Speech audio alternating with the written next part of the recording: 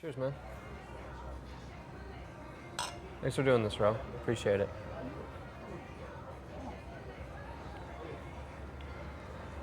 It's been fun, man. I'm glad we met.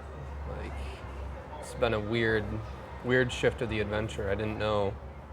Honestly, I had no idea what I was gonna do after my 6 weeks at Battalato. I was just my mindset was I'm just gonna get to Italy, just gonna fucking go somewhere, and my two objectives were I'm gonna make some connections and I'm gonna learn whatever I can learn, and I feel like that's what I've done to some extent. It's been cool, like, because I feel like you're one of the only other people I've met who are really interested in moving to Italy, or open to the idea of moving to Italy, and open Right. to the idea of really changing their lives, and Well, I believe when you're on the road and you're in a new place, really depends on where you are. If you're in a tourist town or whether you're in someplace in the middle of nowhere, in an industrial city or in a metropolitan place where people are used to making connections and doing business things. We met in a very random village, and I think some of my closest connections as I've traveled the earth have been in very remote places. Whenever I've met other Americans, especially, we related as Americans initially, but we didn't keep our connection because we were Americans. We kept our connections because we recognized that it was unusual to meet someone from America in a very remote place, and if this person somehow made it here, they must have peculiar interests, and maybe those similar peculiarities kept our relationship as a bond, because I have some friends that moved back to America from different places, but others that continued to travel and live in other countries in the world. So it's just a roll of the dice where the type of person you're going to meet in these places when you travel. But like I said, the most interesting ones have been in developing countries or third-tier cities. That it's different if you meet someone in Shanghai at a hotel bar on the rooftop, or New York or something like right? I'll say a hub city. Yeah. It's different meeting someone in a hub city because maybe they're a corporate type that's just there. They have a job and stock options with their company, and There's more of a they're reason. plastic. They're Yeah. more plastic. They're just doing their thing. They're passing through an international hub city, but not a lot of depth to some of the hub travelers. Because there's more of a reason to be in a big city, because there's more shit there. If you're gonna be out in the countryside in a little village, you probably have something a bit more specific, or a little, like, you want to go a bit more beneath the surface in terms of traveling. Because you could travel to like big cities, but all the big cities are pretty cosmopolitan, and culture sort of becomes a little bit more ubiquitous. You don't need to think. You don't need to think in big cities. If you have an expense account and you're just swiping your credit card and you're going to be reimbursed for everything, you don't need to think. Individuals who go to second and third tier cities in these remote areas, they're on an investigation or some sort of philosophical adventure. They're either trying to understand themselves or understand something about the world, where, you know, they're engaged with the people there. They're trying to learn something. They have to think, because hey, you might get stuck at a bus stop with, you know, with no riding, you know, and you This have is to, the bus tree. yeah, and you have to, yeah, and you have to figure out, you know, how you're going to, you know, get from A to B, and it's a challenge. Yeah. Um, But it's also like these little places, I don't know, that's where for me, I love the Italian culture, like the stereotypes of like hospitality and like sharing and generosity. I mean, I think these are general stereotype, like positive stereotypes of Italians, and I haven't found that in the more tourist sectors or the bigger, more populous areas, but I have found that in the little villages.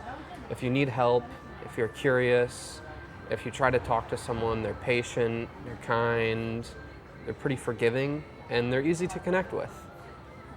And I appreciate that when traveling. That's what I care about, you know?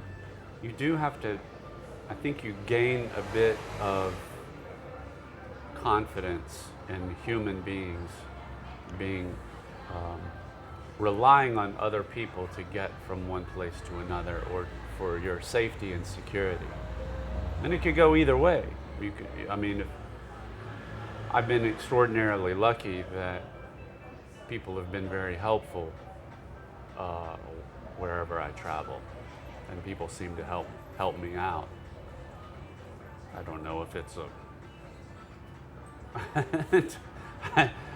I don't know if my dumb, clueless, you know, aura makes people want to help me out, but I've been extraordinarily lucky that people just understand that I'm confused, and they try to help me out. I was stuck on a dirt road in the middle of Thailand one time, and I was just walking down a dirt road. I heard, you know, a rumor that there was like I said, a bus stop, you know, that would take me back to Bangkok. And I was like walking down this dirt road. There was nothing, no signs or anything. And I get to this like shed, and I'm like looking at this shed, and I'm trying to figure out if this is a bus stop or something. And then I believe it was a young lady that had come up and was like, you know, she didn't speak a word of English, but she was like, I said, okay, or whatever sign language, you know, the international, you know, okay, thank you. Yeah. Symbol, and I stood there at the shed on a dirt road, and a bus came, you know, minutes later and took me back to Bangkok. So it's silly stuff like that you may think it's luck, but I think it's something more. You know, people have an intuition, and I think positive thing, you get out of situations for a reason. You might not understand like how, but it might have, like I said, might have something to do with our aura in some kind of way. It's kind of how I feel about our travel day. When we got on the bus, didn't have the right bus, or the bus tickets didn't work. The dude was yelling at us, but it was like, okay, we were chill. We rebought the bus tickets, and then we realized that the train tickets were for PM, not AM. But thank God the dude was able to like change them over, and it was actually a better time, and everything lined up, so we got at the perfect time for the car rental. Like somehow everything like slid into place better than we could have planned it. And you know what? I made it to Badalato in almost exactly. I missed my train. I got off at Catanzaro, not Catanzaro Lido. Oh no. Oh no. And so I ended up jumping on the next Catanzaro train, which means that I didn't need to transfer again. I went to Catanzaro Lido and then straight to Badalato, like right on time. And the lady picked me up. My friend Didn't even have to say a word. Well, I did. Yeah. I missed my train. I'm in the middle of nowhere. There's no people, no information, nothing. And then I just decided, I was like, maybe another train will come and I'm just going to jump that train. Yeah. Exactly the same outcome. I fouled things up, but it totally realigned with even better timing than, or either the exact or a little better timing than what I had planned before. And do you think that has to do with attitude? Because if you're in the wrong space of attitude, oh, this sucks, whatever, you wouldn't see that opening. You wouldn't see that window of the next train coming, and then you would actually be fucked. But if you have a good attitude, I feel like that's when you can see the opportunity and everything fits together. Overall, it was pure luck. But,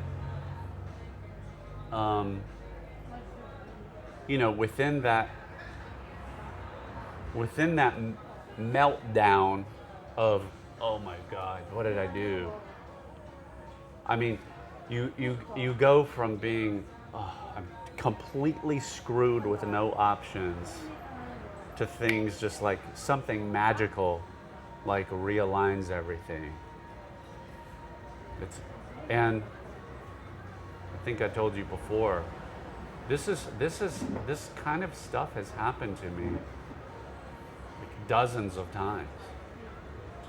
Yeah. It's almost unexplainable. Well, then there's and I'd love to hear some of those stories, but I think there's then the other side too. I think a good example is like us going to the banks or wherever, and then you just get people with like a really shitty attitude towards you that don't care about helping you at all, that are just trying to make your life more difficult. It feels like there's that other side of it too, where it's like you're trying to get something very simple done, and then it seems like all the forces of the universe are just like nope, nope, nope, nope, nope. So it's like there's both sides of it sometimes, but I think you have to have, I guess I would say, maybe it's not the attitude that creates the opportunity, but it's the attitude that allows you to see the opportunity, because without that, you would just have these shades on of, oh, life is going to screw me over, I'm not going to be able to get that train, or not going to be able to set up an account here, and then it would never happen. Whereas if you keep searching and you keep staying optimistic, eventually something will click, and then that's your ticket. Well, I mean, we're talking about an incredibly broad and complex set of parameters. If we're going to a workplace, and those people hate their job or themselves, and they're just miserable doing what they're doing, and they don't want to be helpful. They don't want to add any, unnecessary complexity to their day. They just want to go home. I think that's what we've encountered, and that's why I said earlier that in many places people they're in a society where they don't see a way out, and they're miserable. And I think I don't get upset with these people. It makes me a little sad. If someone is behaving poorly, it makes me feel bad for them, like that they're taking out their anxiety and hostility, or they're exhibiting hostile behavior or being condescending for some kind of reason, just like waving people off or giving unnecessary attitude. You've got to have the patience to say those people they're damaged in some kind of way, like something is happening to them where they're miserable, and it's a sad thing. Which is why I'm an ambitious entrepreneur, because I want to do things in new environments that add something to people's lives and make them happier, make them more comfortable. But you never know how it's going to be interpreted. Coming to Italy and trying to start an enterprise, I have no idea whether I'll be accepted or whether people will understand why I'm there or what I'm doing. I mean, I can live totally independently and remote and not have a conversation with anyone and do my own thing. Not connect or contribute. Or I can do things where people, get to know me. If people are inquisitive and want to get to know me and support me, and maybe I create a sustainable business, awesome. If they don't support me or think I'm an outsider or treat me like garbage for a year, then I'm like, fine. I'll sell my assets and move on to the next place. It's not like, I mean, as a foreigner coming to Italy, I'm not tied down here by anyone. I want to be positive and maybe contribute and learn something. But I think a year or two is a good amount of time where either I'm accepted and people like what I'm doing and like I fit in, and I find collaborators and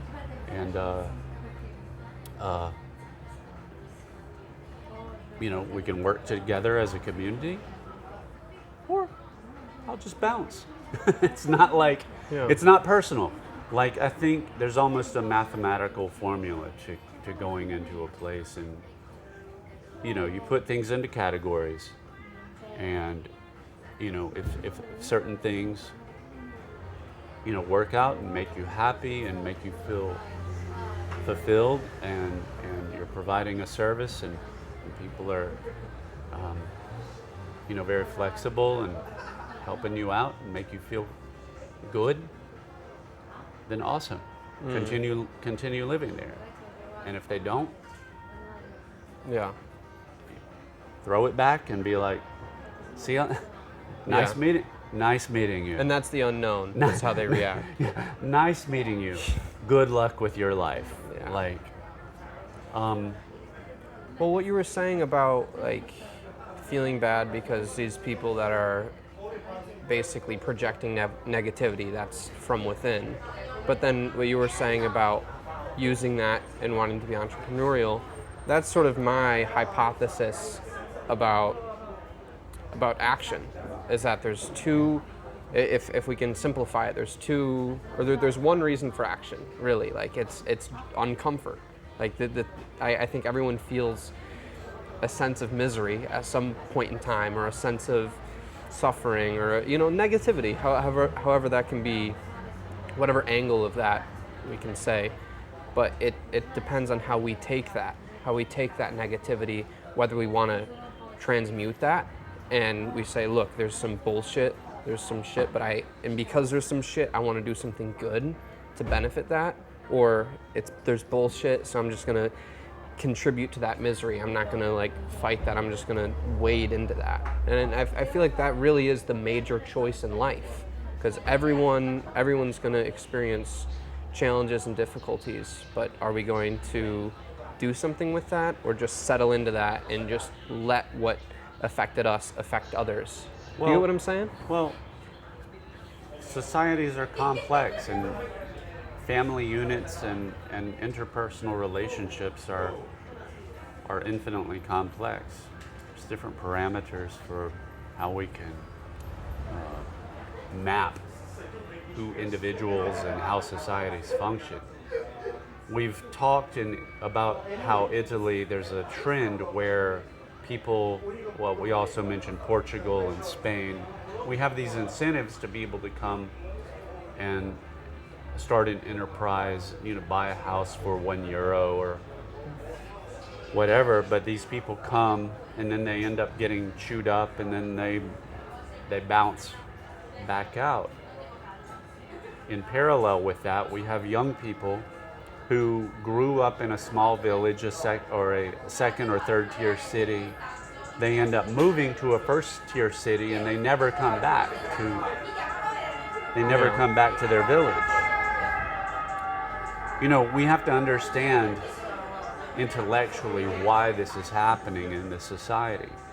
Maybe the family units, maybe parents of children in the society criticize their children so much that they should do one thing. Maybe there's no jobs. Maybe there's no, if you're a young man, maybe there's no women in the village. Maybe there's just nothing interesting to them. And that makes them flee to go to a bigger city where there's more opportunity. Or they just want to see something they haven't seen. Well, whatever I'm saying, Yeah. whatever Yeah. it is, they're deciding, and I think the evidence is pretty clear. They're leaving the second and third tier cities and the villages and not coming back. And so it's creating this this vacuum within the society where if there's not the energy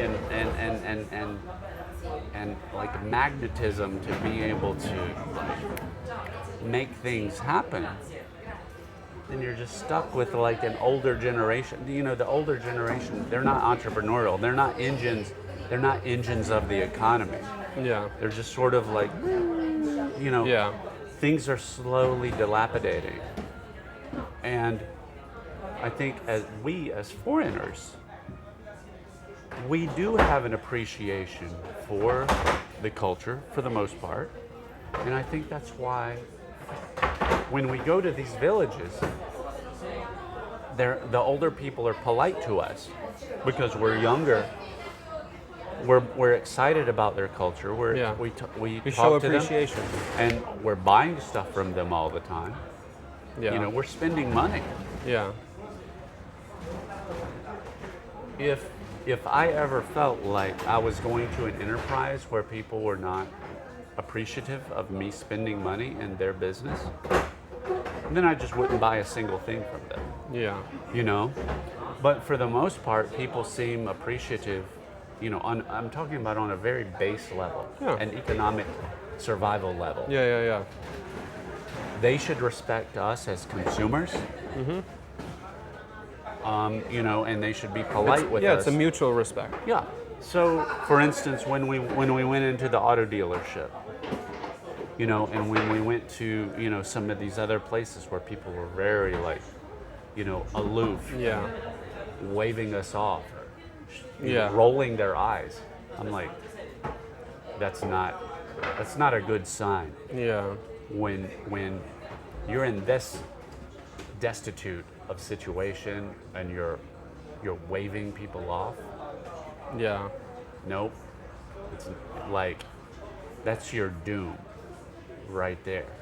Because right there, like me as a competitor, as an entrepreneur, like if I wanted to come into Italy and take your business, I would do it. I would see what you're not doing well, and I would come in and I would take your business. Mm-hmm. Like, oh, you're running a haberdashery and you're rude to me every time that I come in and your selection is crap. Fine, I'll start a grocery right next door and wipe you off like the map. Yeah. But I don't. You don't want to do that. I'm not saying I don't want to do that, but I'm just saying, if I was a true competitor, if Yeah. I was an Italian person Yeah. and I came from a different province and someone treated me this way, if I was an Italian entrepreneur, I would be like, fine.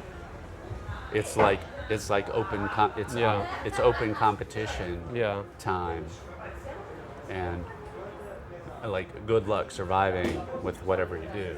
Yeah. I look for more open opportunities where I can fit in. I can fill a service or provide a product that is not there. Yeah. And I think coming to a small village like Badalato, where it has minimal infrastructure, minimal maintenance, and not enough people to fulfill, making it a robust, strong, economy. Yeah. I think it's just totally open territory. I mean, I would love to be able to offer incentives to other, young Italians, bring young Italians to the village Yeah. and say, hey, I'm doing this project, bring your friends Yeah. here, When I gave you the hostel idea, I thought, if I'm going to have a real enterprise, I should offer the same things to young Italian people as international travelers. Yeah. So that it's totally fair. Because that's So- what you need. Yeah. Because it's like you said, there's most people are in the later generation, maybe 20 more years of life, 30 more years of life, and then it'll be a real ghost town. Yeah. And I mean, just another side of it, like you were saying earlier, at least they care about the place. Like some of those old grandmas, those are the ones like cleaning the place and making the place nice. But once those people are gone, I mean, there's going to be a real void. Yeah. And having people like in your generation and my generation that actually want to live and grow and care and put energy into a place is what's necessary to keep a little village alive. And there's just not the incentives. And so I'm wondering how you think about it, where like if you're the only one doing something like this, like do you worry, because I'm totally oblivious, but do you worry if there's like a critical mass issue? Like if you're the only one fighting through this sludge, if you can get anything accomplished, if you're the only one doing it, do you get what I'm saying? Like is it too small, or do you have to get like half a dozen people like you to really make an impact? I don't think so, because I mean we live in a remote work world right now. People can make money, as a website programmer, as a digital nomad, that can make €3,000 like a month easily. Most of the programmers, that you meet are making a minimum €5,000-6,000 a month. So coming and working in a place like Badalato, where their rent is, they can sneeze that money. Yep. But they're like away, like they Yeah. can actually. Our world has a concentration problem. Sometimes being in a big city is a detriment. Like you're almost distracted by all of the stuff going on in a big city. I kind of think about a town like Badalato as a place where people can come and concentrate, have a high value first world city experience that's like a jewel there, where they can come and have first world amenities, the best products, everything in my capsule. But also, But then like, they can go out and be in an ancient village and walk around the countryside and be totally mountains, in ocean, another world. pristine forest. Or go down to the water and swim in crystal clear water, and and come back and Yeah. get back to their first world clients and the Yeah. amenities that they have in my facility. Yeah. So I only need a handful of people to fill up my space. Yeah. I think finding 10 people or so to fill my space is not going to be any problem. No. At my price point. No. I'm going to beat everyone on the price. Yeah. And Yeah. that's why I wanted to break it down into Yeah. that very easy calculation of one price per month. And my assumption is that whoever sees my amenities and my price, they will be like, holy crap, that's crazy. Why wouldn't I'll I do try it. it out at least for a month? Right, exactly. Because maybe it's too good to be true. Maybe it's a really fucking shitty place. But once you're there and you see the fucking mountains and you see the stars at night, like you would never, like little things like that. You can't see stars in the city, you know? Well, I think what the new hub traveling world is going to be is like we're going to break ourselves away from just traveling from first world cities. I think we're going to start traveling, to mountaintops with our laptop. And like this was the idea of the digital nomad, in the mid to late 1990s, is the idea that you could take your laptop and be in a totally remote place, make tons of money, but be in a totally remote environment. Yeah. So I'm actually going back to a concept that's almost 30 years old. I didn't know the digital nomad was that old. I thought that was a newer thing. Yeah. No. Well, it's getting more traction now, though, right? I mean, like more countries are offering a digital nomad visa. Well, and- Estonia, all over. I mean, all over the world. There are Colombia, Uruguay, Thailand. Yeah, it's common now, but I'll say it really started to gain traction around 1998.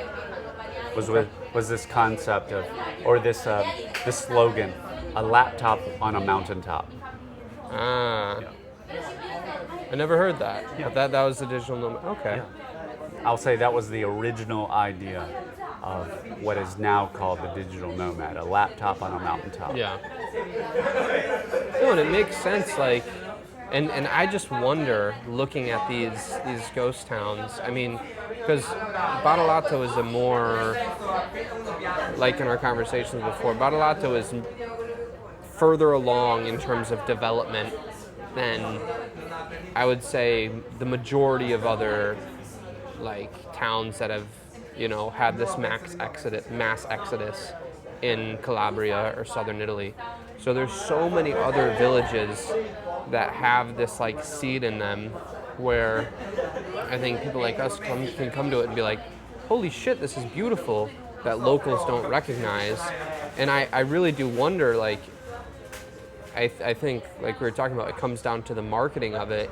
If we can just like get the information out there that these places are available, and then the other part of it is working with the municipality to help, like, with the logistics of getting a residency or a long-term visa or whatever that means, or getting a property for cheap, like, because a lot of these properties, they need serious renovations.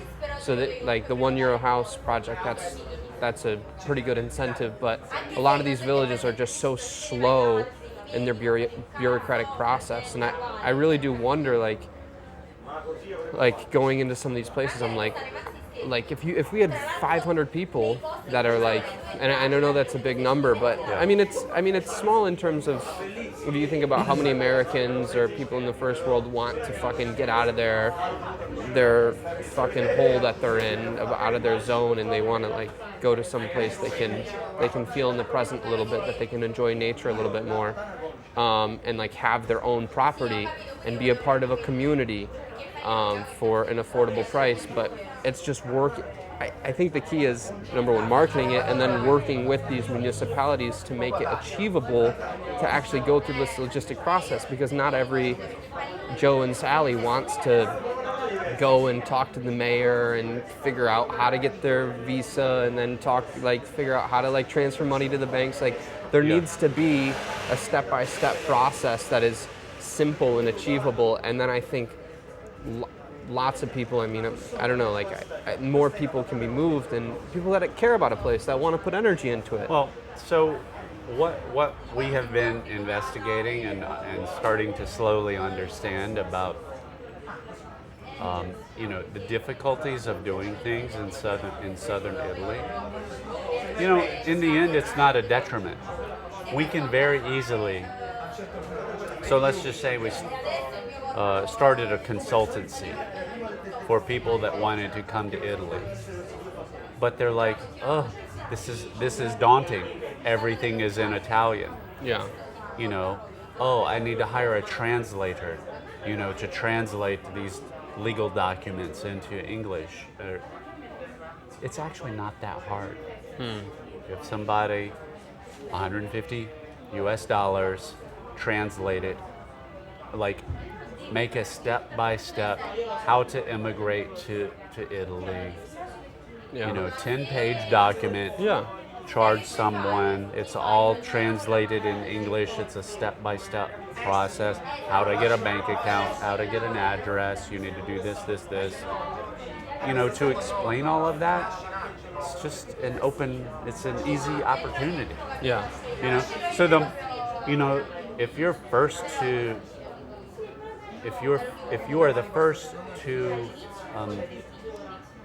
have the attention span to complete some of these very simple technical procedures, and you put it in a discernible order for people, that's a business opportunity for you. And then I think it's also finding the villages, and then finding the properties, and like putting everything in a package. These properties are available. This is the process to be able to move here. This is like the estimated amount of money that you would need to renovate, or the time that you need to put into renovations. Like just make it comprehensible and digestible, so someone can actually sort of plan. They'd be like, okay, so for 2 years I'm going to be renovating the place, and I'm going to be, or whatever. They can actually put it in their mind, and then they can consider it, and then they can make a decision. Whereas now it's too murky, where people can't even begin to consider it, because it's like, what are you considering? You know, that's sort of the territory it's in.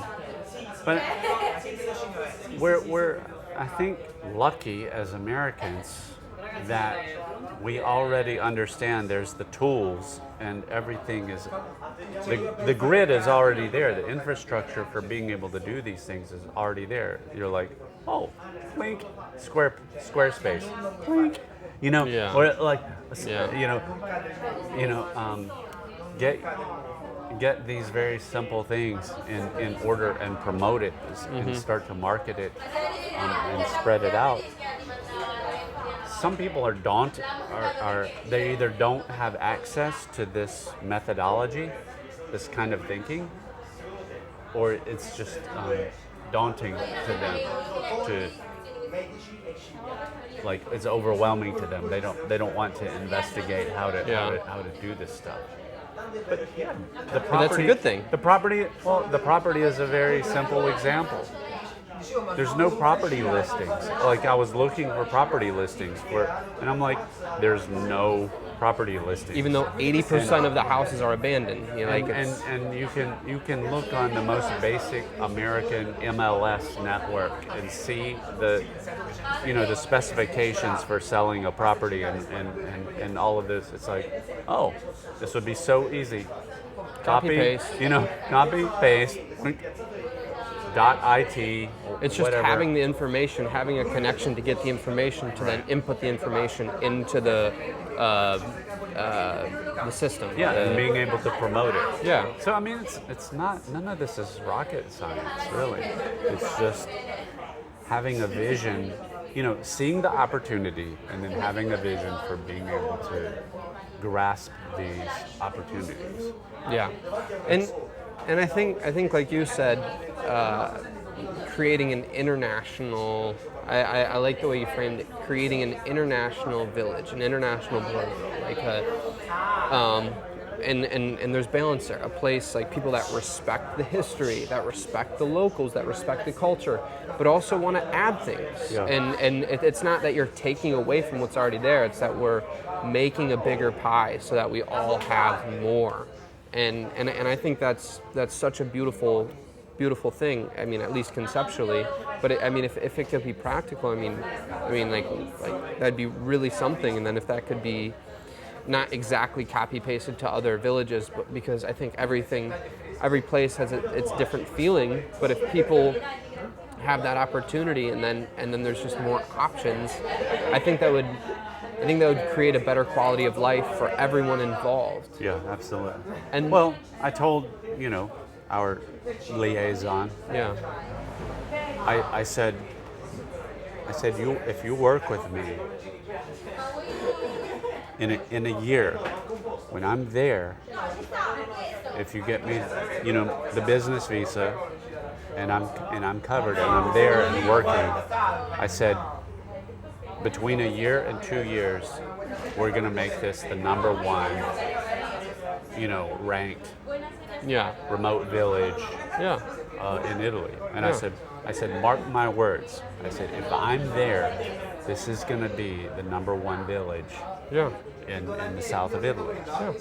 And I stand by that. I mean, I believe in what I'm doing. Mm-hmm. And like in a business sense, I am aggressive.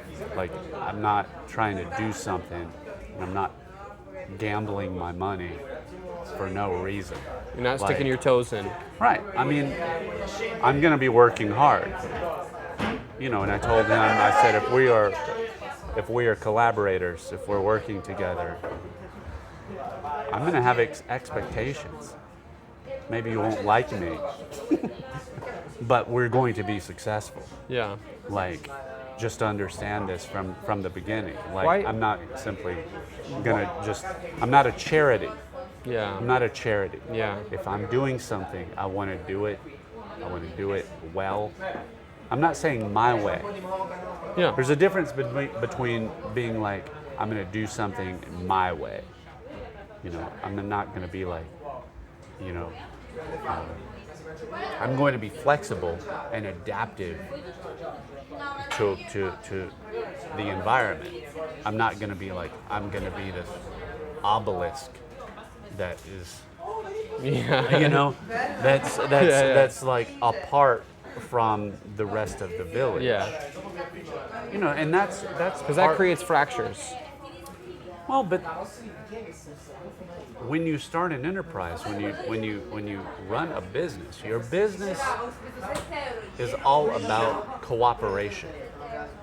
You're making it easier for, you're making it easier for the upward mobility of everyone around you. That's what a truly successful enterprise is that everyone around you, all of your collaborators, all have upward mobility. Maybe someone doesn't particularly like you as a person, but hey, They can still draft behind you. Exactly. That's the metaphor I have. If we're all coming up together, they will be like, he's a good guy. Yeah. Yeah. We're doing good things. Yeah. We're all coming up. We're all coming up together. But I mean, most of the time, if you're improving someone's life, they're gonna like you. Yeah. It's kind of natural. Yeah. So, even if they don't have the same beliefs as you, I mean, fuck, who gives a shit? Or vision even. Sure. Maybe people don't even understand, your vision. But that comes back to the draft.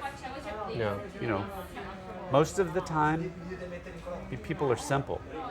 If they're making a lot of money, and their life is getting easier, Yeah.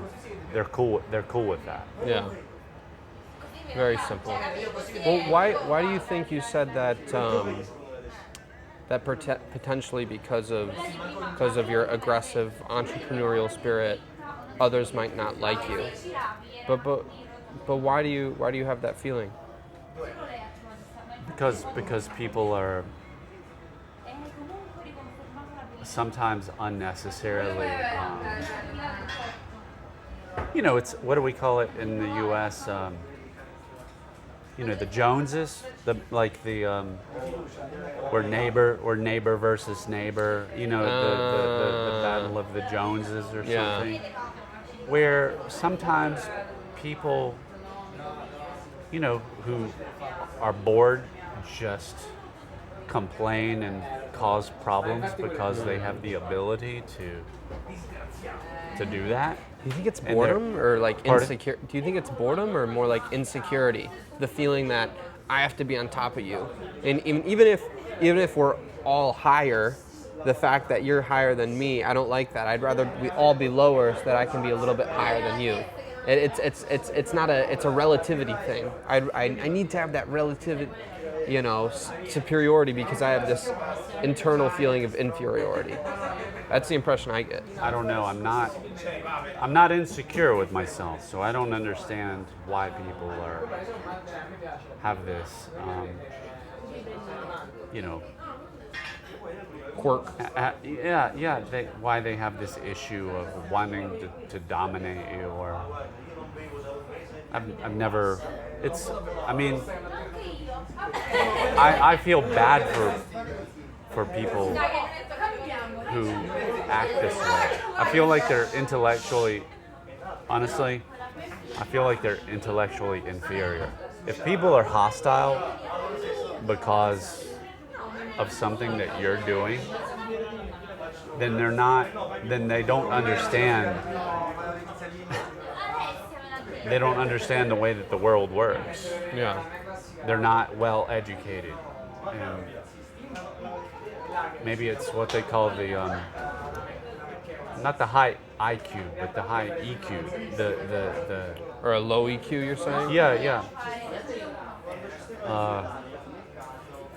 Because I think it relates more to emotionality than to intellectual ability. I think it is more of an emotional basis that these people are acting from. If they don't, if you're upset that someone else is successful, that's an emotional thing. That's not a logical thing where it's like they're successful. That's great. It's not like they're polluting the air or polluting my water. Like if they're doing something that's genuinely negatively affecting your life, yes, you have a reason to be upset, 100%. But if they're just successful and that success is benefiting people around them, and it might be benefiting you, maybe not, maybe it's not affecting you, why does it matter though? It's their success. Yeah. It's not lowering you. It's not lowering your quality of life. But I generally feel like people who are hostile are intellectually damaged. I don't want to say inferior, but I really how can I politely say this? I really feel like hostile people are uneducated. If people are hostile, then they don't have the intellectual ability to figure things out and where they are in the spectrum of society. And maybe that's just maybe I'm saying it in a way that sounds bad, but No. I really feel that way. Like some of the most giving people are successful people, people who are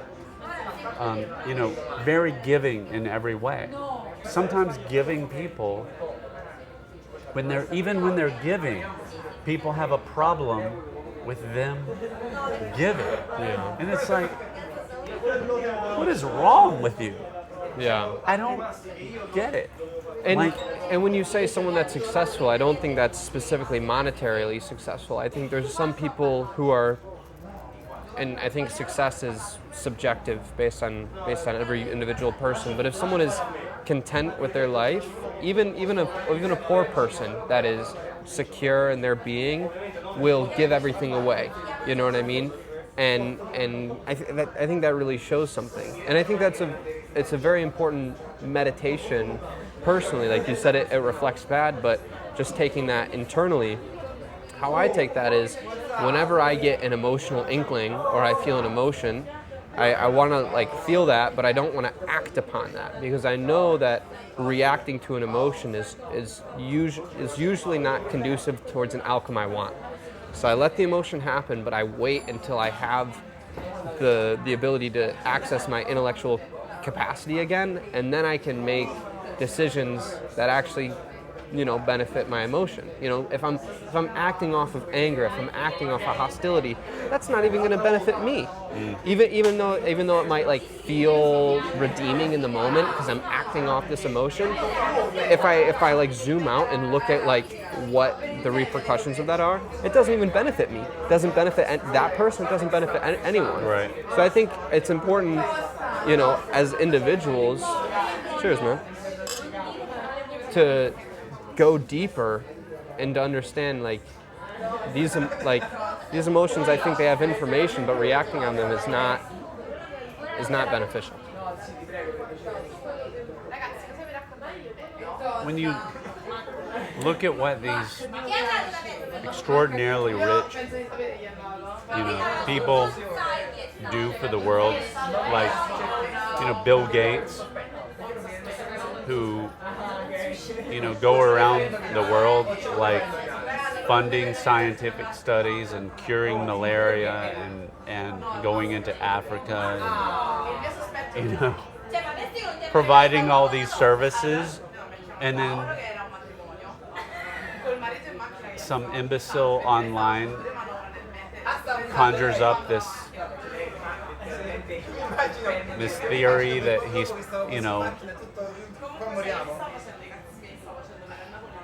that he's doing something nefarious. I just think, my God, like, how does this guy continue to give even when people are maliciously attacking him all the time, even though he's giving so much of his money away? Billions of dollars. He's giving billions of dollars away to solve world problems. But that thing, like, neither of us can understand how you can give billions of dollars away. I have no comprehension of how you could do that. And Joe Schmo on the internet doesn't either. I think it's reasonable to have a sense of skepticism about maybe there are some alternative motives. Because, I don't know Bill Gates, I don't know what his reasons are for giving money away, but I think it's reasonable to have some degree of skepticism. Maybe it isn't all generosity. I don't know. I'll stay in the zone of I don't know. I'm not going to say it's this or that. But isn't it reasonable? Like, if we're talking about this amount of money, like, I'll just say that's beyond my comprehension. I'm not going to assume what reasons aren't. Well, he's not even giving his wealth to his children. Mm-hmm. When he dies, he's donating most of his wealth. Yeah.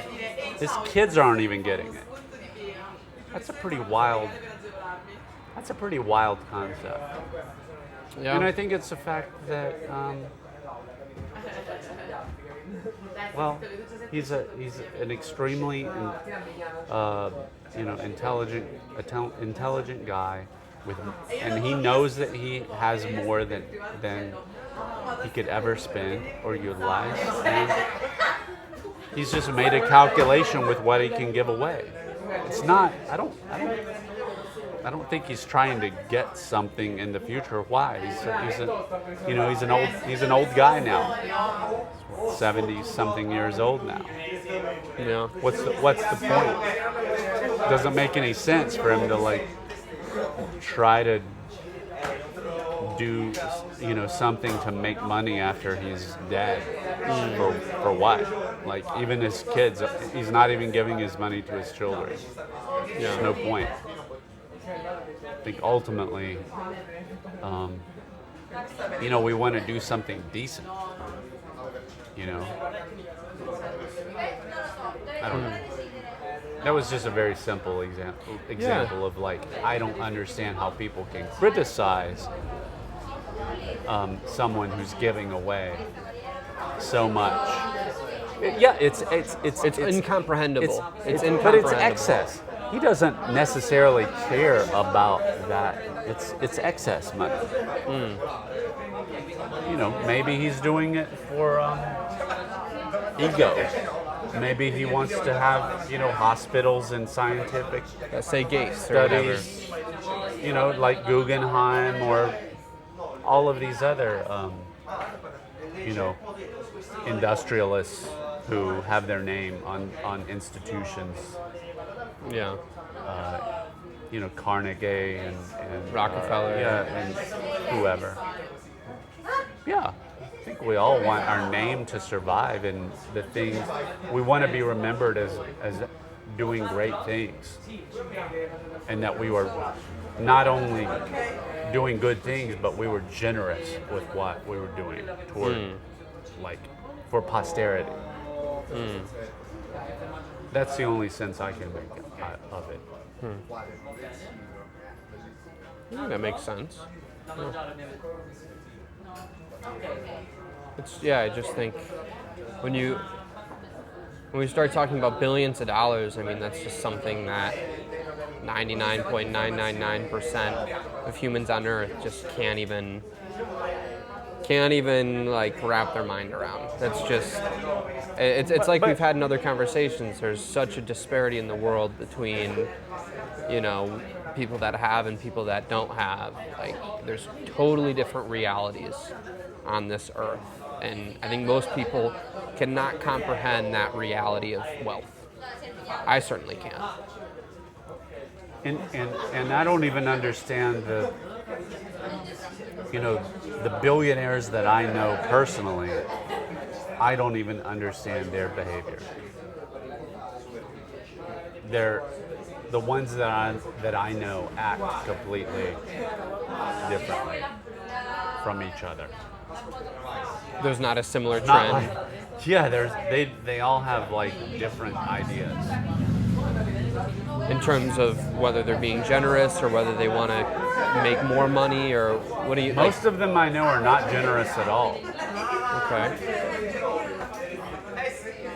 But the people that I know who are technically billionaires, they're in the single digits of billions, not in the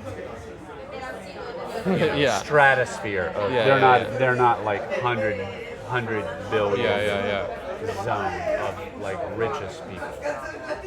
I know some people. So they're poor. That's what you're saying. I know some people that are ultra rich and can have anything that they want in the world, but for some reason they're still like in the fight of like wanting money, which is kind of unusual. They're still young enough to want to make more money. Do you think that like comes from fear? Like, I could lose it all, so I've got to hold on to it, and it's like climbing a mountain. Like you're climbing a mountain, and even though you're close to the top, you still could fall at any moment. You still got to fucking dig your fingers into that fucking hole and really like focus. Is that sort of the mentality you might feel from these people? Not sure. I think some people are just like workaholics. They're workaholics, and they want to generate as much as they can. Maybe they've like programmed themselves into thinking this way, where it's just like more and more and more. And that's all they know. More is better, and they. I'm not sure. I don't live in there. Well, what I'm curious about, if you could make an assumption would you say that the quality of life, and let me be more specific, maybe the amount of happiness these people feel, not that you could know, of course, but I mean, you're saying you know them, so maybe if you just have a general sense, would you say that the people you know with more money have a higher sense of happiness or a higher degree of happiness than those without money? Does money correlate to happiness? I don't think so. I think you reach a point of financial success where it's your mind, like you start to conjure up things, doing things that you never imagined doing before. I think we're eternally stuck with ambition. But like what financial success gives us is like an open door to like infinity. Like the infinity that we never saw before. I think our minds completely change. Once we reach a financial plateau of like, I will never be knocked down to a level where I'm wondering, like, I will always have great food. My family will always be taken care of. I'll always have a big house. I'll always have like a certain standard. Yeah, my foundation is up here now. Yeah. So because I don't have to worry, my mind is not encumbered by basic security things. I think I explained this before as like unplugging certain things like that our mind previously worried about, and like we like are making new circuitry. Yeah, we unlock something, you think? Yeah, absolutely. Like we start an unencumbered phase of our thinking with that money, and it's when you reach that plateau, it's 90-something% of our world lives below this plateau. Only a select few in our world reach that, and then reach at a higher level where risk and doing things like the ground is higher up. Yeah. So you can't fall as far. Right. Well, I'm just saying, like, we have totally unencumbered thinking. Once you reach that plateau, like, we're limited. When we have stress and anxiety and certain things dragging us down by survival instincts, we can't think completely unencumbered. Or be creative, our creative state of mind. Right. I think that once you reach a level of like unlimited economic opportunity, our mind completely changes. That's just my belief. I don't know whether it's Do you true think or there's not. different levels of that? Because you said, because there's sort of two things you said. One is unlimited economic opportunity. I think that's like the stratosphere rich. And then there's like the normal upper middle class rich, where you don't worry about starving. You don't worry about, like, if you get injured, paying for that. Like just basic survival things. Maybe there's levels of it too, where we're allowed to think more. We're allowed to, or I'll say, we're allowed to be more creative. But then I wonder, because you said something in a previous conversation that I really found interesting, and that resonated with me, that the best thinking we do, the best strategizing we do, comes when we're uncomfortable. And so that seems like a very interesting balance of being in a position where you have things, but not just having the fucking soft cushions all around you and the Netflix on to where you're numbed out and you can't be creative. Well, I'll say our personal ingenuity is at its highest level when we're struggling. But it's a different circumstance when we have money to hire people that are much more intelligent than us. Any good boss is going to hire people that are more intelligent than them to do a job. If they can just shove money in someone's mouth and like pay them more than they expect, Yeah. that's a boss who understands, like the industrialized like pyramid of leadership. Hire the fucking smartest people that you can, pay them whatever they want, and let them go wild with who they are, and trust who they are. Yeah. You're always going to run into people much smarter than you. So, And those are the people, that's another thing you said I think is very valuable, is as an entrepreneur, one of the most important things you can do is hire people smarter than you. Work with people smarter than you. I told you before, my personal assistant before was a mathematician. This kid was much smarter than me. He was much smarter than me, but he was my assistant. And I paid him to hire other people for me. And to do other things because I recognize you're much more clever. You can get things done a lot faster than I can. Yeah. Not everyone who's like a high IQ person, not all of them have a vision. Not all of them are Risk takers. Are risk takers. Exactly. So,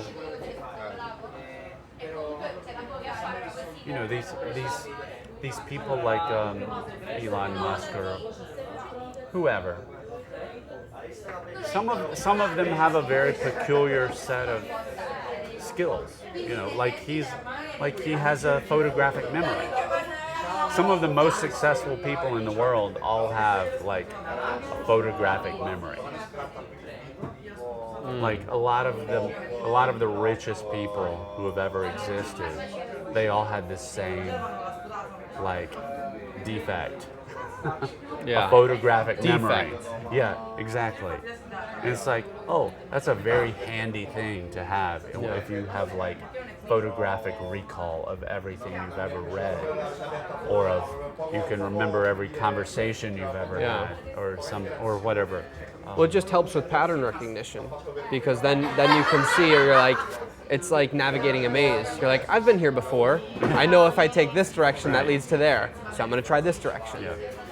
Or when I took this direction, it went to good things. So I'm going to take this direction again. Yeah. Well, that is a handy tidbit of information. Like whenever there's aspiring business people, that if you're looking up to certain individuals who have been wildly successful, did they have a trait that gave them a